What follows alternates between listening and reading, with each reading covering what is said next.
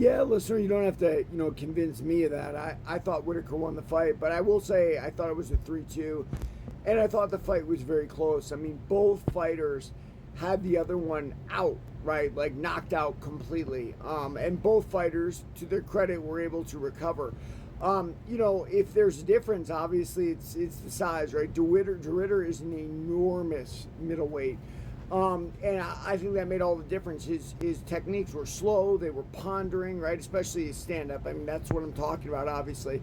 But it didn't matter. Like, they would hit Whitaker and it would damage Whitaker badly, especially those knees to the body. And that's what, with size differences, what comes in, right? Like, yesterday I sparred a really good Muay Thai coach, and I had to use all my brains to beat him.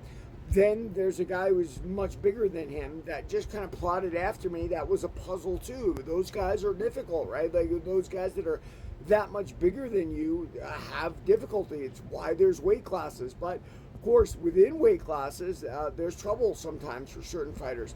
I thought Whitaker fought a masterclass fight, especially for the age he's getting to. He's been in the top of this division for a really long time. But mostly, I was glad to see what DeRitter brought to the game. And I understand now why he smashed Bo Nickal so easily, right?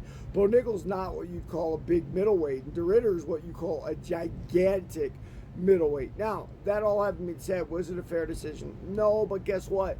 This is fighting sports, guys. You don't want to, you don't leave it in the hands of the judges, is the old adage.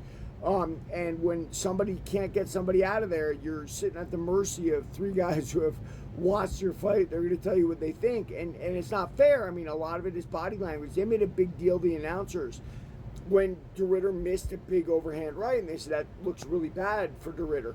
Well, yes, and what also looks really bad is when you appear tired.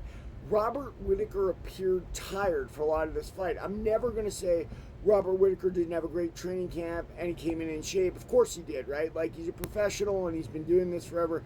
Problem is, when you're fighting a guy that big, it's exhausting to keep them off you, right? He had to deal with a little ground and pound from DeRitter, and I don't know what it was, rounds 2 and 3, I think. And that is absolutely exhausting when a big guy like that's on top of you.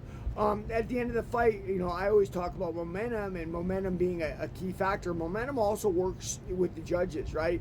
They know Whitaker's been around a long time. DeRitter is brand new. He's on a 3-0 run in the UFC now, 4-0 run in the UFC, right? Like, DeRitter's the new guy. You think that doesn't affect the judges? Of course it does. Just like fighting is 90% mental, judging becomes a mental exercise too. And I wish we could remove it from it, but you know what?